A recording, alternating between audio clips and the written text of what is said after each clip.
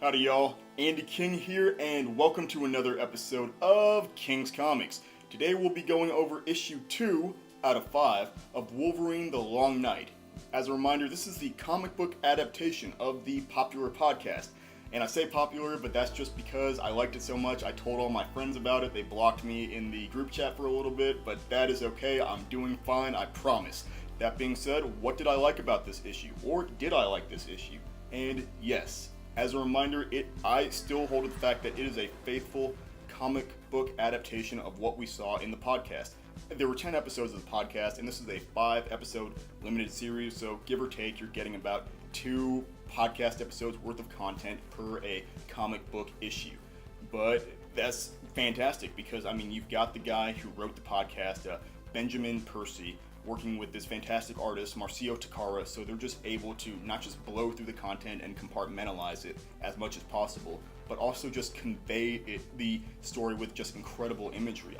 We get to see this image of Wolverine just emerging from the forest to save this bottle kid, this strawberry kid, from falling off of a cliff, and we get to see him just running through the French Quarter in New Orleans, seeking to decapitate a man, as well as getting a little bit of a hint as to why he's in Alaska in the first place, in Burns, Alaska. He's trying to stay off the radar, right? But he finally references the Weapon X program that appears to be hunting him down.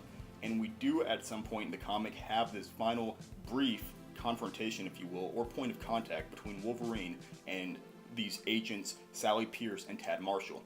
So, that being said, am I going to keep my subscription going? Is it time to cut my losses and drop it, or am I going to wait this thing out?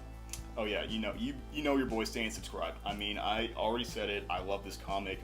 I just love how fluently and cleanly it translates from this podcast to page, and yeah, I just hope that maybe some of y'all will hear my words. Maybe either you want to contest me or see if it's worth it yourself, but put some cash down.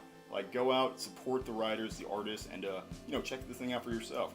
Or heck, if you don't want to spend the money, just listen to the podcast. I've linked it down below in my details, and I highly encourage it. It's literally like listening to a comic book.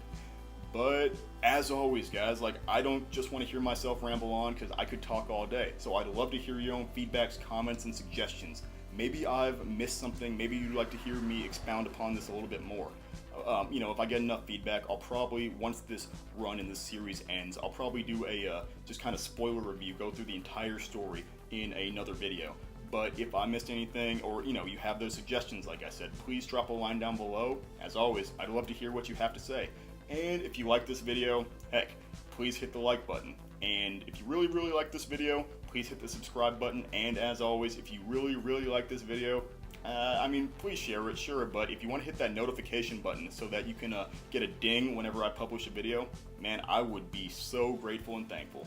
But guys, that's all I have for today's video, just my coverage of Wolverine the Long Night issue number 2 out of 5. Please tune in next time. I think next month is when the next issue drops, as I go over issue number 3 and onwards. So thanks for tuning in, y'all, and this has been another episode of King's Comics. I look forward to seeing you soon.